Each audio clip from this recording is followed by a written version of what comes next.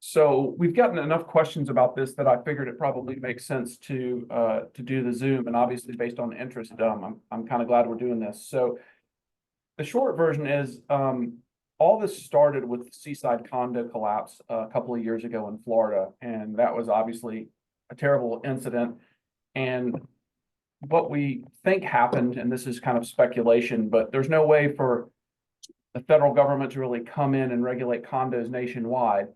But what they could do is they could go to Fannie Mae and Freddie Mac, which they control directly, and they could change the guidelines for financing in these condominium complexes and make it a little, to be sure that things weren't falling through the cracks.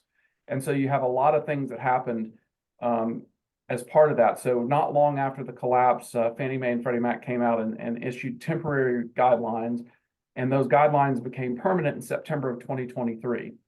And among them are some of the things you guys have all heard of if you've done any business in the condo world, which is, asking if there's any deferred maintenance and, wanting to see all inspections that have been done in the condo complex in the last 3 years. All that stuff is fallout from that. And this insurance stuff is fallout as well. So what's happening from a high level, and then we'll get into some specific examples, is when condominiums get insurance, of course, the HOAs want to keep the insurance premiums as low as possible, right? I mean, that makes sense. They want to pay as little as they can, but still be insured. And so, insurance companies over the years have found different ways to do that. And so when you were talking about insurance on the property itself, and that's what we're talking about, there are two kind of considerations. There's the master policy, which covers the entire complex. And so the master policy, what Fannie Mae and Freddie Mac there will say, I mentioned this before, but if there's a $10 million insurance policy to cover perils at a particular condo complex, Fannie Mae and Freddie Mac do not want the deductible to exceed 5% of that. So that would be $500,000. Well, that's a pretty high deductible, but that's acceptable for Fannie Mae and Freddie Mac. And over the years, what happened is for certain perils, you would see, rather than just having a deductible for the whole complex, what we started seeing popping up was deductibles on a per unit basis, which is another. Wow, you're doing great, Don. You're walking really well. If you guys could mute yourself if you're, thanks, Janice. So so there's the second piece of it are these per unit deductibles. And the reason that these are in place is if you have a huge complex and let's say there's a water leak and it leaked and it affected 3 units and it was going to be $90,000 to fix it. Well, that's well under that $500,000 deductible. So the condo didn't want to get stuck with that. So they came up with per unit deductibles as well. Hope that makes some sense. It'll make more sense as I show it to you. But going back to my example where there's a $10 million policy on the condominium itself, and that there's a $500,000 deductible on these per unit deductibles, the way you determine that is you take that $500,000, that's the deductible for the whole complex, and you divide it by the number of units. So if there was 100 units in that complex, the per unit deductible on any one peril could not exceed $5,000. And it's the per unit deductible we see causing problems with condominiums getting approved in insurance. That is much more common than the deductible on the whole policy. So it's the per unit deductible that's creating some issues. And I'm going to share my screen and show you guys 3 specific examples. Now, obviously, if you're joining from a cell phone, it will be difficult to see or impossible to see. And I can email these examples out to you if you guys would like to do that, if you just, put something in the chat or speak up. The other thing is when we finish this, and I'll try to be done with what I'm going to go through with you guys by 2:15, we will stay on as long as we need to answer questions for you guys. I've got Van on the call with me. Carrie is also on the call with me, and she's our, thank you, Carrie. And she is our ops manager, and she is our condo guru-ess. So she's the bomb when it comes to this stuff. So anyway, let me show you some examples to try to make this hopefully a little bit clearer. I'm going to find the button to share my screen, which has somehow disappeared, of course, because it's Zoom.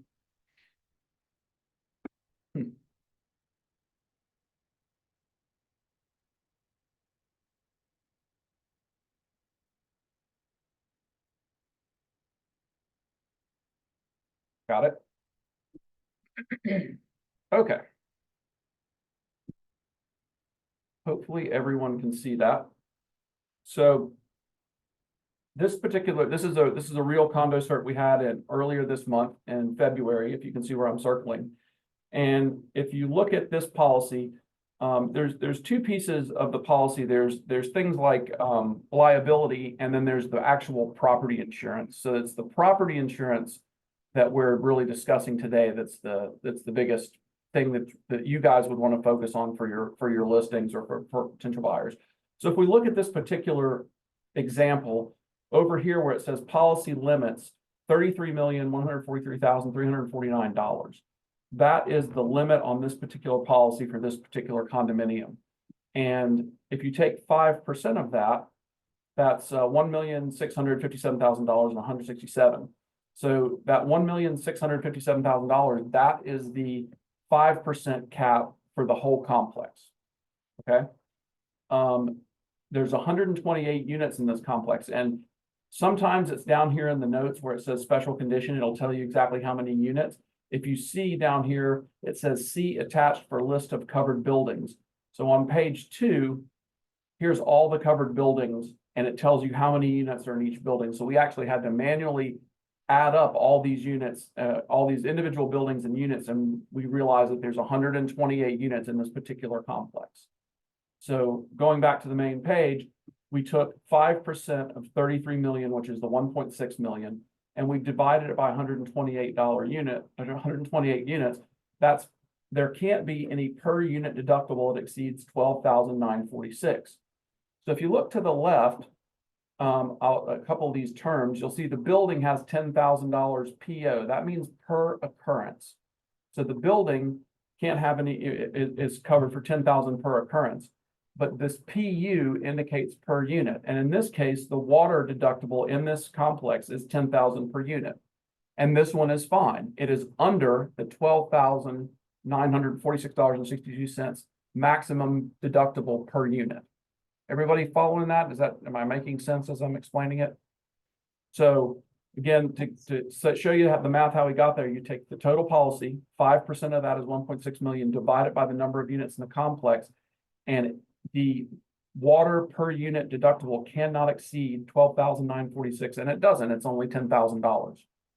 So that means in the event that there was a water leak in this instance, in this particular complex, the owner of those units affected, they would have to come up with the first $10,000 in that unit.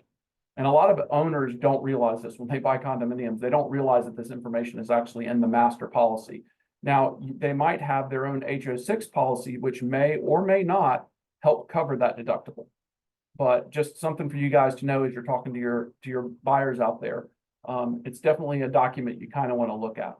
But from approving Fannie Mae and Freddie Mac, which is what this call is about, this unit in this complex is fine. So I'm going to go to a second example. And this particular complex is Virginia Hills Condo Association. We did this one back in 2019. You can see to the right, the building total is $16,548,480. 5% of that is $827,000. In this particular condominium complex, you can see that they don't have a separate flood. So their deductible just falls under the total. And so from a Fannie Mae, Freddie Mac standpoint, this complex was no problem. We didn't have any issues. Okay. The third and final example, as you might guess, this is from earlier this month. This is from February 6th. This is the Brookwood Master Condo Association, First Service Residential is the management company. So if you notice, it says over here for the limit, it says GRC, and that says guaranteed replacement cost. So it means that this policy is going to replace whatever it costs to get there. But if you scroll down even further, the limit is $151,825,000. So if we take 5% of that, that tells you that the maximum deductible is for the complex, for the whole complex, is $7,591,000. No issues there. Also down here in the fine print highlighted, you'll see that there's one building with 222 units in it.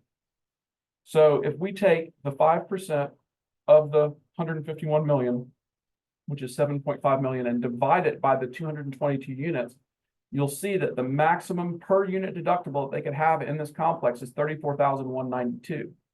But if you look at their water deductible over here, it's 50,000 per unit. So this particular complex is you can't do Fannie Mae, Freddie Mac in this complex, because that per unit deductible, and it's a water per unit deductible that we see most of the time. Would you agree, Carrie? It's usually a water per unit deductible that's creating the problem specifically with insurance in this. Yeah, it most often it's a water deductible is where they're offsetting the per unit ones that cause some issues, and lower cost, higher units. Those are the ones where it's like, you hear might not exceed 5,000, but you have a big unit like this. That's kind of where the difference comes from. But do remember, Freddie is a no-go, but Fannie Mae, sometimes you can offset it on your personal insurance. Right. So yeah, thank you, Carrie, for mentioning that. So in this particular instance, if we had to go Freddie Mac, and again, I don't want to get too granular because you guys don't care about our jobs, too much to the extent where it doesn't affect you anyway, right? But Fannie Mae and Freddie Mac, there's different reasons that we run things through each of those two. For example, if somebody is self-employed and we need to only use 1 year's tax return to make the deal work, we have to run it Freddie Mac. But if they're buying a condo and this was their condo building, I can't switch it to Fannie Mae. And the reason that's important, and what Carrie's saying here, is if we or if the lender is trying to use Freddie Mac, you're just done. We can't do it. But Fannie Mae, in certain circumstances, will allow the buyer to purchase additional insurance on their personal HO6 policy, which covers their condo, to cover the gap between the 50,000 and the 34,194. So if we had somebody purchasing this and we could move them, or we could place that with Fannie Mae, then they could spend a little bit more on their condo insurance, and then they could purchase in this complex. If we had to go Freddie Mac because we needed to only use 1 year of tax returns, and Fannie Mae always requires 2 for a self-employed person, we can't switch them to Fannie Mae, and now we're in trouble. So again, I know that some of you are probably glazing over, but that's unfortunately the level of detail that this kind of stuff takes. But those are my 3 examples I wanted to share. I assume that there's probably going to be some questions, and now we're at the 15 minutes, but I hope for those of you that only have 15 minutes to spare, I hope that gives you an idea of what we have to look at, what you could potentially ask for if you have a listing coming up that's in a condominium. You could ask for this, and we're happy to check this down for any of you guys. If you've got a listing coming up, you can reach out to us. We'll tell you what documentation and what we need. You can get that to us, and we'll look at it for you before you make your listing, so you know that if there's a problem. And then we'll try to get to this, obviously, just as quick as we can if you've got a buyer that's wanting to make an offer on a condominium as well. But that's, in a nutshell, what's going on. What questions do we have? You can either put it in the chat, or you can turn your camera on and just raise your hand, and I can call on you. However, if there's any questions on any of this.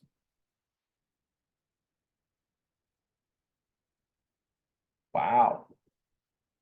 Crystal clear. Okay, I'll be the guinea pig. Thanks, Andrew. So you said Freddie Mac will allow a per unit increase in deductible, like for the personal insurance policy, but Fannie will not?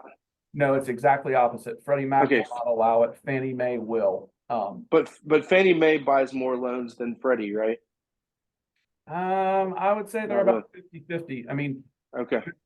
some lenders, and I can't think of who's who now. I know back in the day, like, I think it was Wells Fargo or Bank of America. One of them, they only dealt with Freddie. Like, they just Freddie, Okay. that's all they did. But a lot of lenders, like us, we sell to both. So we have options, but some mortgage people don't have options. They can only, that's why some people say there's no way to get this loan done. Well, if they're only selling to Freddie Mac, they would be right. And the example that's on my screen right now, example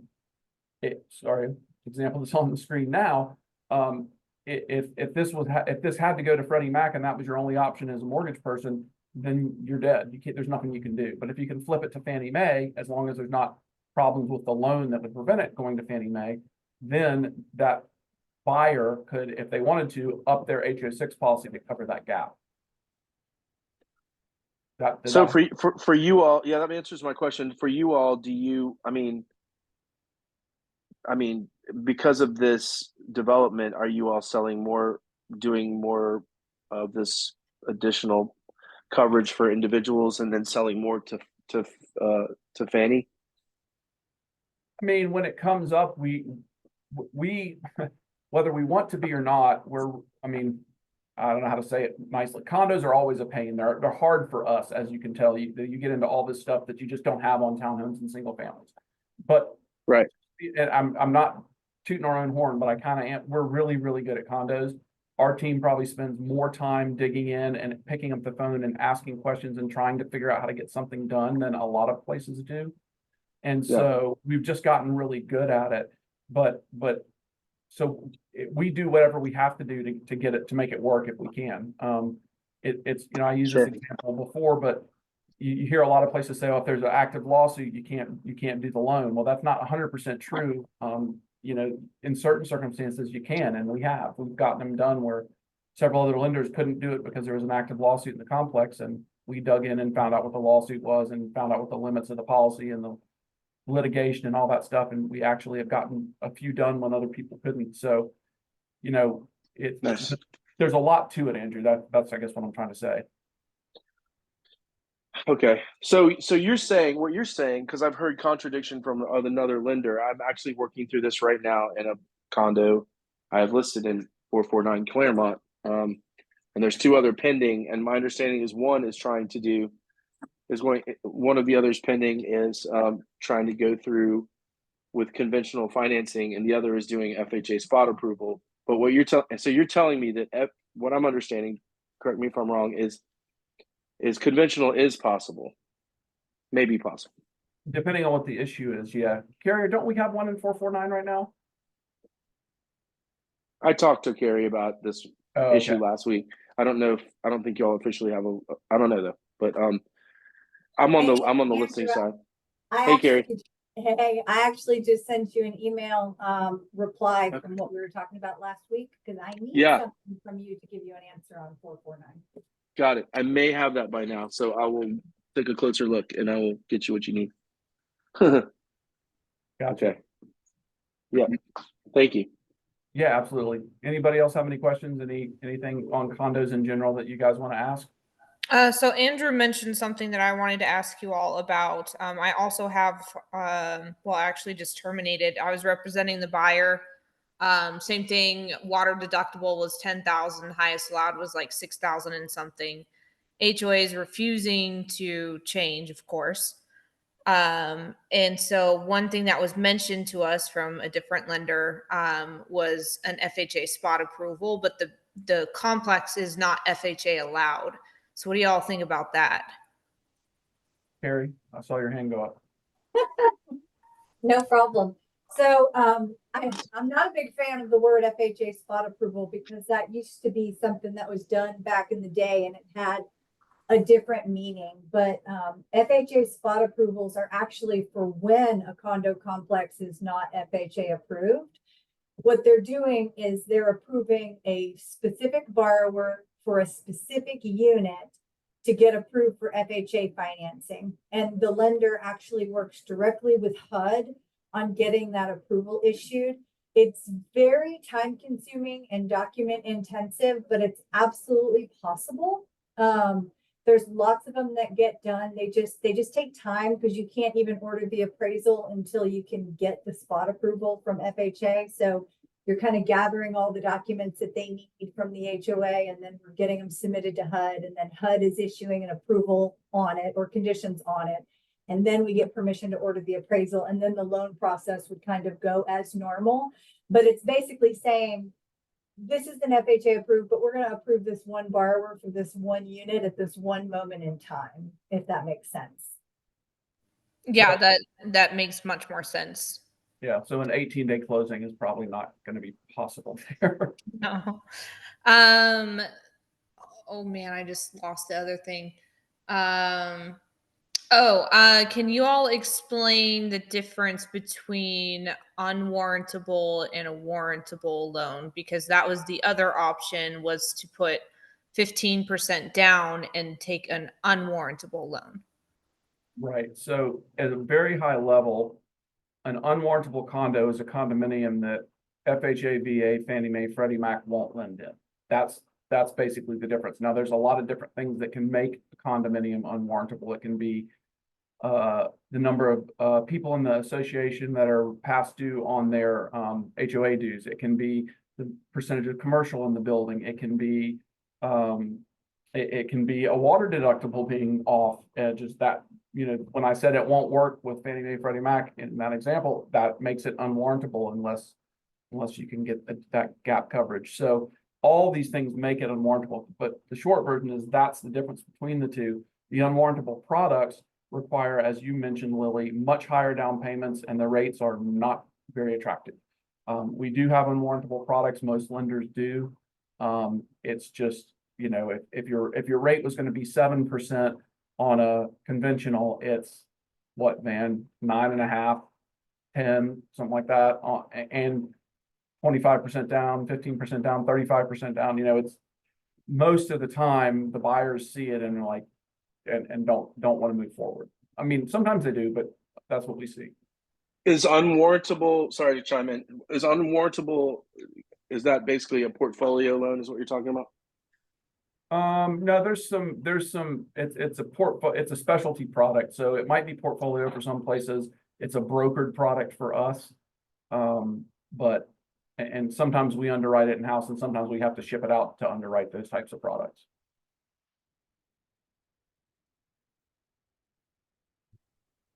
Cool. Thank you all. Sure, Lily. Can I ask about a specific building? You can. Carrie, you might go ahead and unmute yourself. I'll do the best. Have y'all had any recent experience at the Healy building downtown? No, maybe a couple of years ago, but I haven't recently. Do you know what's going on there? They were unwarrantable, but I'm told that the HOA has made them become warrantable. So shouldn't be a problem, right? Y'all don't care if it was in the past as long as it's currently warrantable, correct? Correct. And if it's warrantable, that's not warrantable for one lender. It means whatever their problem was, they fixed it. Meaning it would be eligible for your normal conventional FHA, VA financing. So any condo that's warrantable is basically saying it's approvable. If you ever find something that makes it not approvable, that's what makes it non-warrantable. And then when it's non-warrantable, you explore different product options. But if they said it's warrantable again, it should be warrantable for everybody. I might be curious to ask what the problem was, in case there's a paper trail that might have to get passed along to the lender or anything like that. But that's a good thing. That means it might have taken time, but the HOA, did what they needed to do.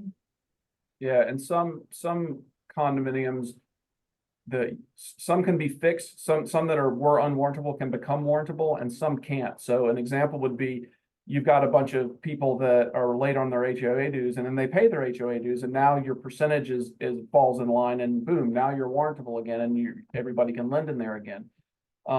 If your percentage of commercial space is 50% commercial, 50% residential, you can't fix that. I mean, unless you build a bunch more residential units somehow, or if you've got a rental desk to rent out condominiums, which is commonly known as a condotel. And you've got a desk where individual owners can rent their units out. If it's designed that way, you probably can't fix, it's going to be unwarrantable forever in that situation. So just so you know, it depends on why they were considered unwarrantable or non-warrantable in the first place. Thank you. Sure. Zoe, did you have any specific questions about what's going on? I mean, I think one of the things. Well, since this is causing such an issue, do you think anything will change in the future so that we don't have to go through this? Well, I think what's going to happen, to be honest, Zoe, is the HOAs are going to just ultimately, they don't have to do anything. But they're going to have to adjust their policies to meet guidelines, or no one's going to be able to sell in that building unless you've got a cash buyer, or somebody's willing to get a non-warrantable, unwarrantable condo loan. I mean, that's what's going to have to happen. I mean, trying to make Fannie Mae, Freddie Mac do anything is like trying to make the federal government do anything. I mean, good luck. I mean, I don't, because I read that thing, and that's why I said I thought what you had posted in your building was interesting, because they're like, well, we consult our attorney and we don't have to change our things. And I'm like, you don't have to, but you're just not going to sell any units in there until you do. And that was, I think that was Fannie Mae and Freddie Mac. I think that's the government's goal in all of this, is that, condominiums are being checked more often. They're having normal inspections, and so they don't have any more collapses. And part of that's, that the insurance is kept up to date correctly. And so, right or wrong, I mean, it's more of a pain in the behind for all of us. I think a couple of years this dies down and it's not such a big deal, because by then, I mean, people aren't going to stand for not being able to sell their condominiums, but for so long, if you have to reduce your potential market share to cash buyers or people that will take an unwarrantable condominium loan at those high rates with those high down payments, you've cut your market share so much, you're going to kill the values. Right. Thank you. You're welcome, Zoe. Anybody else have any questions before we'll stay on as long as you want if you've got individual questions, and everyone else that needs to go can go. I'd also recommend not taking, no from a lender at face value, because some lenders are no because they don't know how. Some are no because they don't know how to get around it.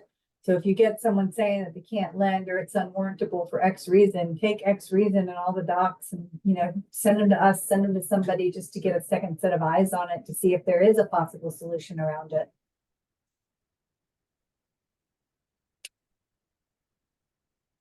Okay, everybody. Sounds good. Thanks, y'all. See you, Andrew. Thanks, everybody. Appreciate you. Bye. Have a good afternoon.